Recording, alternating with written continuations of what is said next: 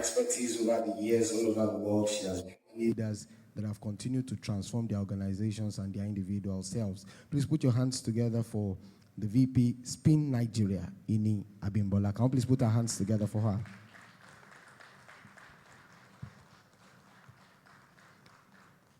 Can we sustain the applause for her till she gets here, ladies and gentlemen? A woman passionate about growth, passionate about development, passionate about people, passionate about sustainability. It's so good to see you again, ma. Thank you very much. Thank you. Thank you. Also to join us upstage at this time, ladies and gentlemen, is the Chief People Experience Officer, Leadway Group Nigeria. Very passionate about people, passionate about talent development, passionate about organizational culture, and passionate about the growth and development of organizations. Ladies and gentlemen, please put your hands together for the next few minutes as she shares upstage here, Kumbi Adeoti. Can we sustain the applause for her till she gets here, ladies and gentlemen? Thank you very much. Thank you. Thank you. Thank you. You're very welcome, ma. Thank you. So nice to see you again. Thank you, ma. Also to join us up stage here this morning, ladies and gentlemen, is a media executive, a man whose capacity and talent has helped other people grow and has also developed global standards in the media space. Ladies and gentlemen, is the founder, Rage Group Nigeria. Please put your hands together for George Omoraro. Can we please put our hands together for him, ladies and gentlemen? Very, very distinguished personality. All right. Okay. Okay. Thank you. Thank you. He's going to join us as we continue with the program. Ladies and gentlemen, I'd like to invite and welcome another very distinguished personality, a finance executive, very brilliant when it comes to financial matters, and a woman that knows a craft as touching finance and development. Please put your hands together for the founder, AACCF, Adeola Aziz. Please put your hands together for her, ladies and gentlemen. Thank you so much. Thank you. Thank you very much. And please continue to clap, ladies and gentlemen. She's a well-traveled professional and a woman of global standard when it comes to finance knowledge. Thank you very much. And to moderate this panel, ladies and gentlemen, is the Chief Executive Officer, Daniel Adeniyi Leadership Factory Nigeria. Please put your hands together for Daniel Adeniyi as he comes forward at this time to moderate this panel. Thank you very much. Thank you. As I mentioned, ladies and gentlemen, they are going to be speaking on the topic, excelling in execution, sustaining continuous improvement in strategy implementation. For the next few minutes, sit back, listen, learn, and develop your capacity. Thank you very much. All right, thank you, the MC, for that amazing introduction. Can we all celebrate our panelists one more time, please? To celebrate them. All right. So this morning, we are discussing on execution and performance, and one of the things that we'll look into is the subject of excellence and execution. But before we start, I would just like our panelists to briefly introduce themselves one more time, all right, in your own way, so the audience can take notes, of each person here. So I'll start from my right, Ma. Right.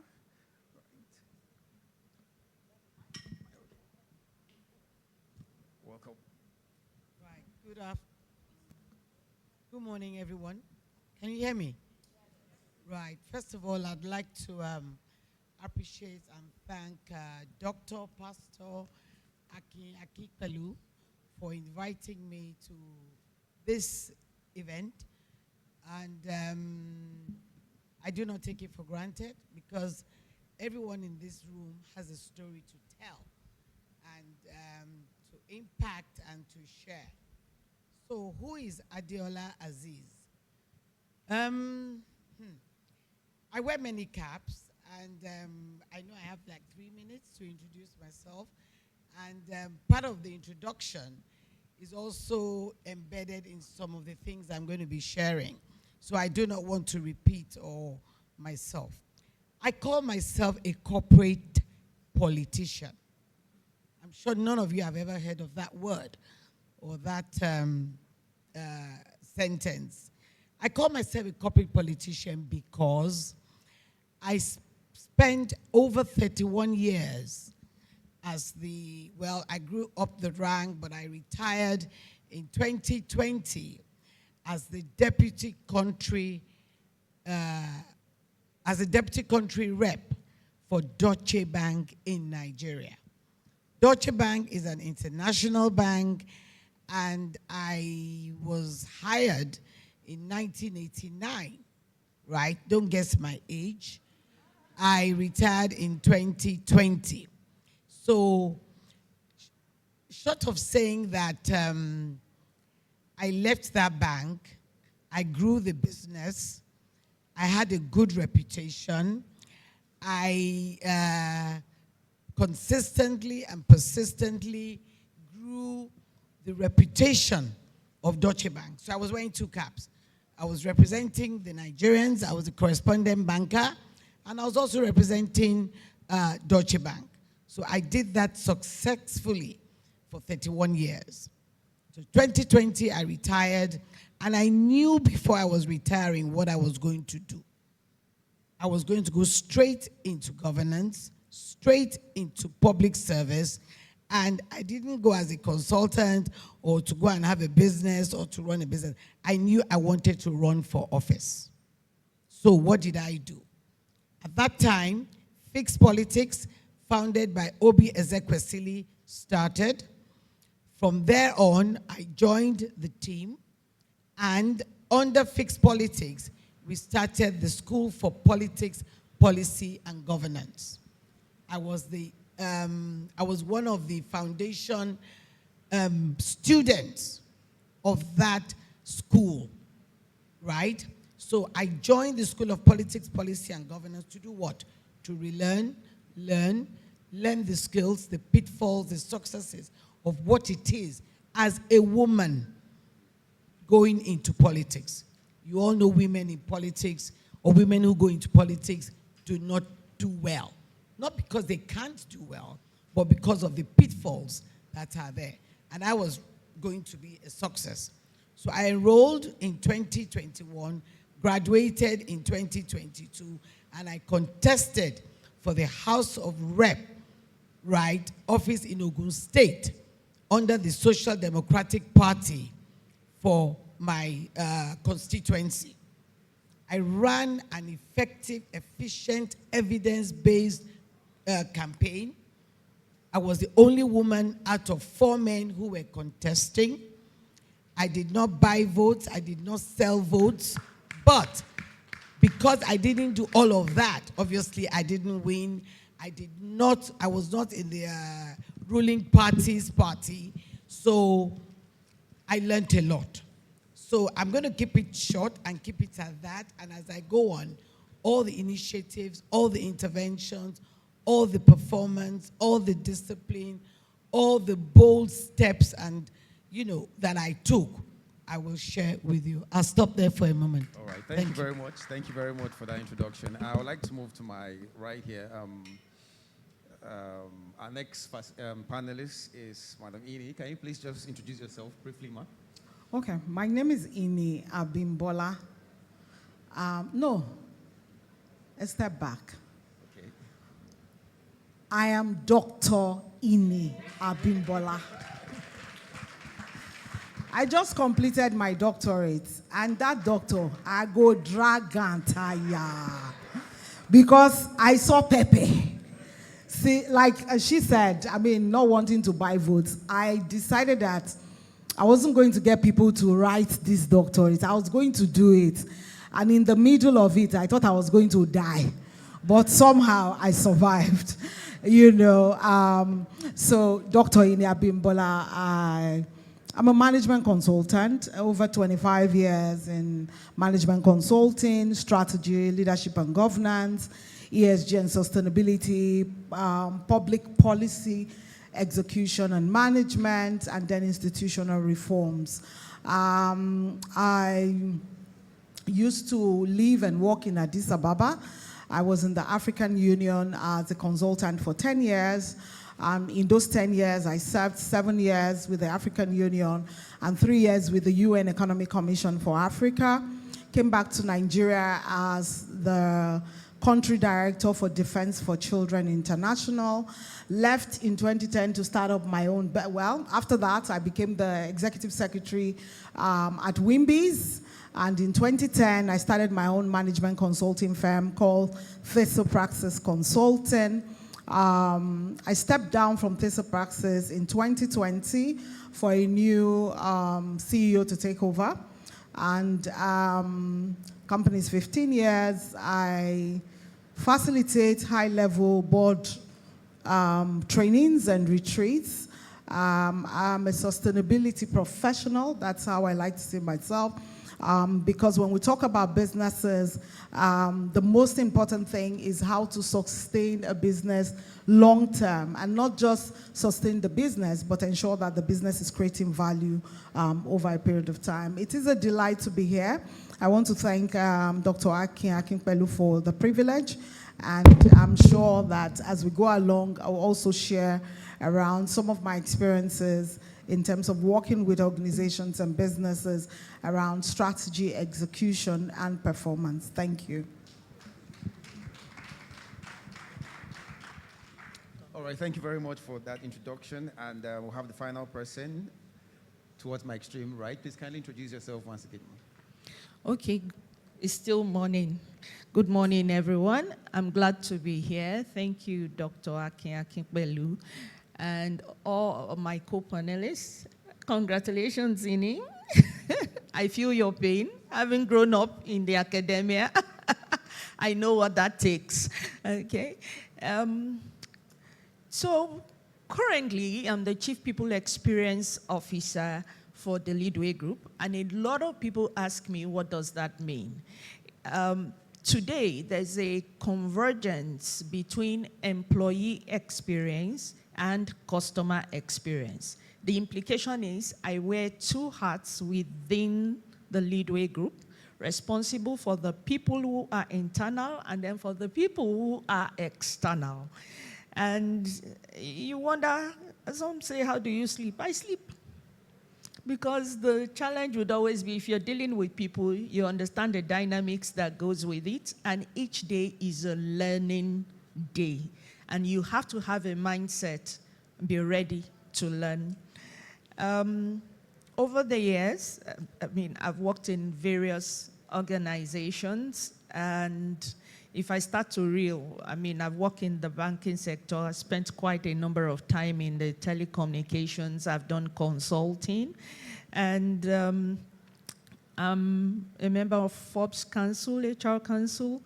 I am a fellow of the Chartered Institute of Personnel Management.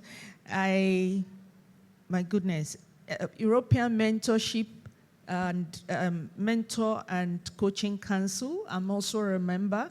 I'm a member of Society for Human Resource, a global HR practitioner.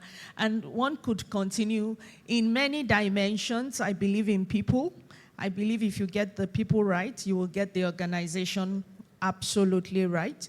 I run a mentorship academy when I'm not doing all of this, because I believe that most people require clarity of why they are here, what they should be doing, and how they should get to where their aspiration is. I'll just stop there, and I'll be sharing a number of my experiences as we go along. Thank you. All right. Please celebrate them, clap for them one more time. All right, I'm so excited to be sitting in the midst of such amazing, I'm truly flattered with the level of accomplishment of all the women, here in the panel session.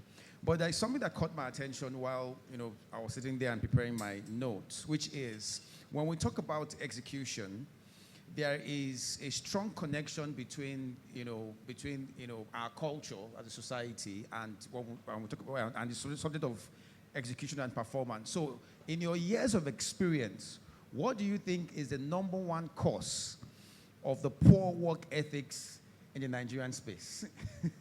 And I'll start with Adiola on my extreme right. You have a lot of experience. So let's know what is the #1 cause, because I think that's the foundation. Let's start by addressing that first, then we'll move to other topics. What you have asked Okay. is a serious matter. I would, and I respect, because I suspect we have audience who are outside, who are probably we're streaming live. Dr. Akin, are we? Are we streaming live at some point? No, it's restricted to the audience here. Okay. So then that's fine. So it's a safe place to talk. Sure. So one of the things over the years that I have looked into, that I have seen, and specifically with our nuances locally, you know, there are two Yoruba sayings I would say, and I would interpret those Yoruba sayings. The first one is this: Ibi tá bá ti ń wo aláìsàn la ti ń jẹ. The direct interpretation of that is when you are taking care of the sick person. You know, when they go to the hospital, they will bring milk. They will bring just things for the person who is sick. But you will say, because you are the person taking care of the sick person, so you will not die. You too will now begin to take milk and translate that into the organization. Oftentimes, the purpose of the organization is not looked at, but rather we piggy bank and take advantage of the resources of the organization in a very different way, rather than for the purpose for which it is required. And that is how you begin to see some untoward activities with staff. The other dimension you always see is Koni ti ọwọ́ mi bàjẹ́. When you hear people say, Koni ti ọwọ́ mi bàjẹ́, èmi kọ́ ni màá bà destiny ẹlẹ́ni jẹ́, the implication is you're saying, I will not be the person to destroy that person's destiny. Indirectly, you will not be responsible for the performance of that person. Let the person do themselves. So you find that we also have a culture that unconsciously promotes mediocrity. And in fact, we see it go into the larger society. When my sis was talking about her process for political office, it was quite evident. We leave the ones who have the potential to deliver.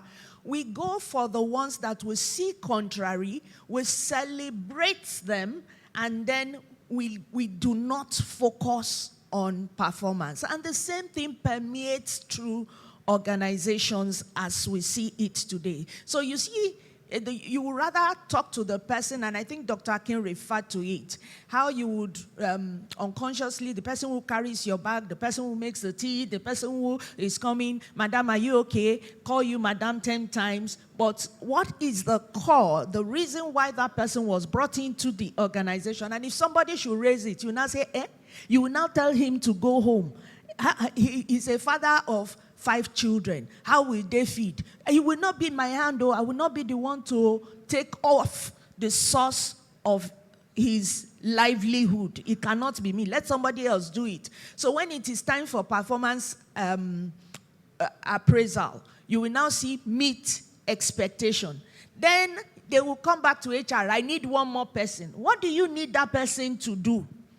It will now be, I need this person to do 1, 2, 3, 4. But you already have this person. You brought this person into this role. You say, Madam, let's leave it. I just need one more person to do that. Now, what do you have? You are not addressing non-performance. You have unconsciously promoted, if you remember the matrix Dr. Akin put up, the person who is cancerous to the system because everybody can see it. You are not addressing that issue. You are also depleting the resources of the organization because you are paying for somebody who is not working. The return on investment that should come through that person is not coming. You are adding more cost to the organization by bringing somebody else in to come and do the work that somebody else is supposed to be doing and not doing. You as a leader, you are not being authentic. You are not stepping out forward to address the situation. I think that sort of paints the picture of what we see around our environment. Is the narrative changing gradually? I believe so, with strong organizations who have performance management process, but we still have a journey to go on. All right, wow, thank you for Can that. I Now, say something? before Edie comes in, I'm going to ask the same question to you, but I also want to put a context to it. I hope you're learning something. Hello, I hope you're all learning something. You're sure? All right. Now let's talk about excellence. The Nigerian culture is one that is, laced with mediocrity, and let's be very factual. It's everywhere, in marketplace, on the streets, in governance. Mediocrity is a culture, and there is a difference between getting the job done and getting the job done very well. There are two different things. An average employee believes I'm being paid to just get the job done. And that's true. That's true. When you go through their, job description, I'm doing the job, I'm delivering the result. But there is the extra that business owners expect, that, you should have that culture to do it well. Don't just get the job done, do it well. Do it, go the extra length to do it better. But because of our culture of mediocrity, most people stop at I've done the job. Thank me for doing the job. That's good enough. So how have you been able to ensure that in the organization you have ensured that every single person, imbibes that culture of excellence? Not from a place of, the regular day-to-day, just get the job done, get paid, and go home, but from the perspective of behavioral change. Knowing fully well that in Nigeria, mediocrity is everywhere. It's everywhere. You see it every single day. It's a culture. It's a cultural norm. But how have you been able to change that in your system, that every employee now goes the extra mile without being told? They get a job done, but they do it well. I think personally for me, and again, so I try to, because I know that one of the problems we have also in the society that we live in is also this culture of do as I say, not as I do. And so as a chief executive and a business owner, I embody what it is that I want you to do. So even at home, when I get a cook or a housekeeper, I say to them, I don't say, I show them, this is how I want this toilet to be washed. This is how I like my stew to be made. So I make it. And in the office, work starts at 9. Bet your bottom, my staff know that at 8, I'm in the office. They know. I had a baby in my late 50s, my retirement baby. And she came 20 years after my last child. Until the week before I delivered, I was at work. Now, it's different for a lot of other women, we must admit. And I give rooms for that. But I say to people that don't use the blessings that God has given you as excuses. Because that's what we do. And then we expect our bosses to be understanding. If you want me to be understanding, when there is no need for an excuse, please deliver. Because I will deliver. I am not that boss that will allow a sentence to go. They all know in the office. My green pen. They always ask. You will see them. I used to check the camera in my office. When they want to enter my office, they'll do like this. Because it's like, I've corrected this document like 10 times. She will still see something. Because what I'm trying to teach you is that if you just pay a little bit attention to what you're doing, you will also see what I saw. That there's no comma here. That this sentence does not make sense. And so that's what I'm saying. The culture of excellence has to be something that we embody. It is not about talking about it. And when we look at it in our society, that's majorly the problem. Our leaders are not embodying what they are saying. And so as business owners, embody what you want them to do. That's why if you look at very successful fashion designers, they design, they sew, and they know what they want. It is very difficult for someone who doesn't sew to not have problems with their tailors. That is the way it works. So if you started a business and you employ people or people work with you, how do you embody what you want them to do?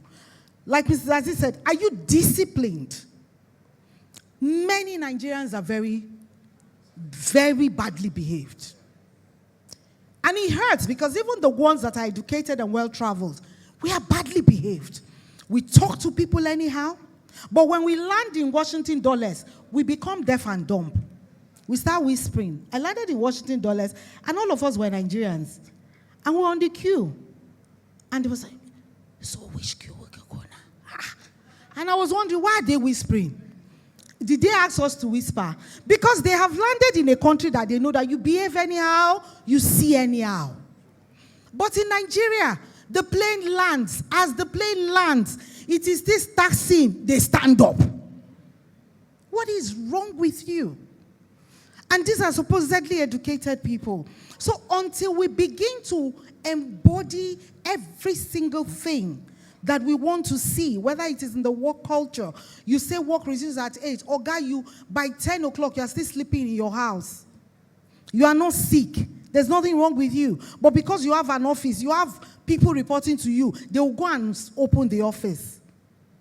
If for any reason I'm not in the office by 8 o'clock, I have an outside meeting, I call in the office and say, I have an outside meeting. In fact, everybody will already know because I would have mentioned it. I have a meeting tomorrow morning. I'll go there first before coming to the office. A, B, C, and D needs to be delivered. We need to meet with this client. We need to do, embody what you want to see. And that's the only time. And, you know, Mr. Aziz mentioned it. Performance is, again, I said earlier, the quality. So, and the quality of what you deliver as performance, which is the quality of the strategy, the quality of the execution. Performance itself is the discipline that is put into delivering. It is the consistency that comes with delivering. It is the attention to details that comes with delivering. People ask me, oh, you are called Madam Fixer. I said the reason is because I fix things. And fixing things requires attention to details. And that is one of the things lacking in our society, is that attention to details. And that's why you find even artisans, plumbers, people who lay tiles, we just do anyhow. But look at someone from the neighboring country. So that tells you that the culture of the society itself permeates every single thing that we do. But we can change it. We definitely can change it. I am one of those persons that if given an opportunity in an organization, to fire people is not a problem for me. I think a lot of us have problem with firing people. Yeah. Because Nigerians like to sit up when there's an example that something will happen. So building consequence management, but when you're building that in, you as the owner of the business or the boss or the MD or the whatever, ensure that you will not be the scapegoat at the end of the day. Thank you. That's a very beautiful closing. Thank you for that. Now, let's move to another important subject, and I think we're almost closing our panel session, which is the people. How to get the people? How do you? Because now we've discussed about the causes of the poor work ethics and culture in our society. We've talked about the mediocrity as part of our cultural norms and values. So how do we filter and attract the best talent? Now I'm going to ask that question with some level of context around it. Now I'll start with Madam Aziz here. Now between character and competence, which do you go for in a staff? If you had to choose, character. Character. Why? It's so damn obvious. Because you bring in your character into the office, into any organization. And, when you wanted to change the context, I just wanted to add to it, and I must. With what Ini and Madam Lidwe, Adiola as well, yes. Kumbi was saying, what they were essentially also saying, still leaning on character, is what I call setting the tone from the top. If the top management, MD, chairman, board members, and everyone that is a leader in that organization sets the right tone, I don't see how any committed, progressive, and future leader would do otherwise. And I'm also saying this from my experience. Okay? You're talking about character. I told you I worked for Deutsche Bank for 31 years. I was consistently consistent. I was, they did their due diligence on me every year, and they found nothing. Now, besides imbibing the DNA of Deutsche Bank, which is now my DNA, right? Everyone that knows me very, very well, knows that if you're not sure of yourself, if you're not confident of yourself, when you come to me, don't bother going to Mrs. Aziz. I'm very warm, I'm very accommodating, but you need to know your onions. And today, I'm very proud that I did, of course, a lot of hiring when I was at Deutsche Bank. Mostly, I don't like to say men. I'm a woman advocate, right? And I try to do the gender balance. I mean, everything I do is, I always look for a woman first. If the woman cannot do it, then I look for the men. But as time went on, the women were not up to scratch.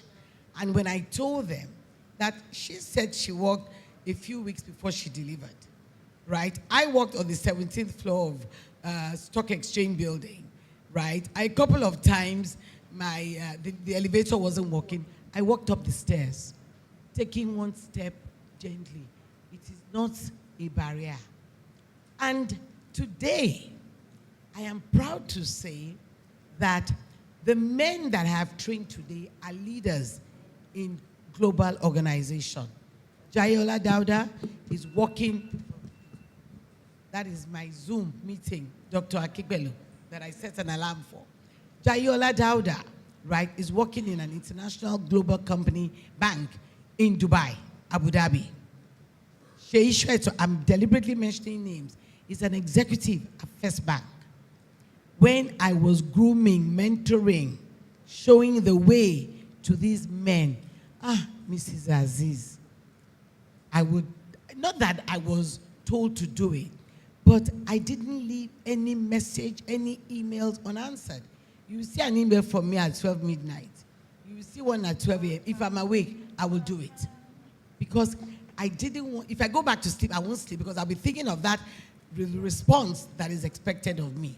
It was a culture that I chose.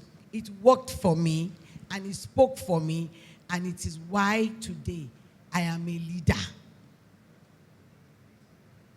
Do you understand what I'm saying? So, talking about mediocrity, talking about character, right? You said it. You do as you say, and you say as you do. Do you understand what I'm saying? So, character is extremely important before you start talking of capacity, courage, and all of that. Your character is who you are, whether it's in the dark or it is in the daylight. You know, how you speak to people, how you address people. I can't come to a room, right, and I'm sitting on that table, and I just sit and I'm doing myself. You must say, hello, how are you, like we both did when I came in. It's courtesy, it's discipline, it's respect. These little things matter. And for us women, we always said it at Wimbies, always wear a smile, whichever way it is. Because, you know, we deal with the pressures of life, and we walk in somewhere. I was coming here now. Guess what my EA did? My EA said, Mrs. Aziz, are you not smiling? She sent to me a text. I said, okay, and I was smiling. It's the light coming into my eyes that I was trying to, you know, do you understand what I'm saying? Because I've also imbibed in her. Women don't chew in public. I'm sorry I'm going to this discipline because it's all part of character. You don't chew in public. If you feel like your mouth is dry, take a mint and swallow. This speaks to character. They are little, but they are extremely important. For me, character trumps it all. Thank you. Thank you very much for that. So character before competence. All right, we're about wrapping up now. So let me ask our panelists one very. Let's tone it down a little bit. Now we've done a lot of hard talks, all right. But let's come down to your own personal space. Now, what is the one thing you can excellently plan, but bad at executing? Probably gym or cooking, your favorite food. You can plan it well, but you just love to delegate because you are bad at. Because like myself, I'm very good at planning. When it comes to executing, I struggle, with a few things. So what is that one thing, you can plan? When it comes to executing, you find it very challenging to get it done. What is that one thing? Tough questions, right? Because sometimes, we are so good at, when we are so disciplined, we don't know that, okay, there's probably something in my life that I'm good at planning, but poor at executing, So what could it be? It could be anything. Laundry, sleep, I think for me cooking. to be gym. First, I don't do any gym. Okay, so I I don't do any guess... Who's on the exercise. same shape here? The Gym, only the gym- exercise I can you know plan gym it guys? to can help you people plan how you can jump around, how you can. My knees don't agree. I don't like stress. Okay. So I think You gym don't is, like stress? I don't like stress. So all those, I can walk on the treadmill, but when I start breathing fast, I come down. So I would say gym. Why? Because I think that, Mr. Zids and Kumbi mentioned something. Your background is also very important. I'm a first daughter of 6 children. All of us are first daughters. No one. And I grew up, with parents who were poor, but very big on ethical conduct. And so you needed to be able to do things, even when you didn't like them. So for me, that discipline is there. But at this stage of my life, I know what it is that I cannot do very well. And I think that that's also important. Sometimes it seems like, I can do everything well. And that's just grit and resilience, just pushing through to the end of it. But I know that the only thing I cannot do, I can carry pom-pom, I can carry block, I can carry water on my head, I can mix cement, I know how to do pomo from cow skin, I can sew, very, very little things that I cannot do. I run a bakery, I bake, I went through a baking school. I'm one of those people that overdo. But because it is that thing about how do you prepare yourself, particularly speaking to leaders in the room, how do you prepare yourself to be able to deliver optimal performance at anything that you do? And I think that if you have the patience to be able to learn how to sew, it teaches you something about process. If you watch the people that build and you are able to carry block, it also teaches you about, because one block that you break costs money. So again, just those kind of lessons. So I would say for me, being able to know that I cannot do gym. Okay. Is my own. I don't know. I was laughing. And I had to think hard because, to be candid, up until this minute, my girls are grown. And if I go visiting, I still make their hair. I'm that way. I bake. If you bring, yes, I actually did the first demo back at OAU for Arugbo Ojo. Most people may not know. Then at Living Springs back then. So I dance. I was part of the first dance group of Spirit of David. So I just started to, can I break dance? I'll break dance. That's not even a challenge. Well, because maybe it's a firstborn thing. You're trained on many things. I can knit. And some months back, I brought out my knitting pins. Just that level of dexterity. But as you are saying it, two major things I know that I really can. I cook. I can cook for everybody here without thinking about it. I can't sew. I can do basic tacking and all of that, but sit behind a machine. And honestly, that patience eludes me. I cannot try it. So I applaud people who sew. I think the other thing also for me is if you tell me to plan a comedy event, we will leave the place very serious. So, fun events, I may plan, but execute, be the one dealing with it. I think maybe at times I'm just too serious for my own good. I don't know, but I guess I'm human, and those are things I can't do. But I could plan it. Okay, all right. So quickly now, our final part, before we shut down. I won't take too long at all because I have another, I have to be on a meeting as I speak. I love the gym. Okay. I love the gym. That's opposite. I show off at the gym. If you ask me, even if I'm dressed up, I can wear my trainers. Because with age, I don't want to ruin my knees. So, Okay. now, I cook because as a firstborn girl, my mother was preparing me for marriage as soon as if you go to, you can't date a guy and you won't know how to cook.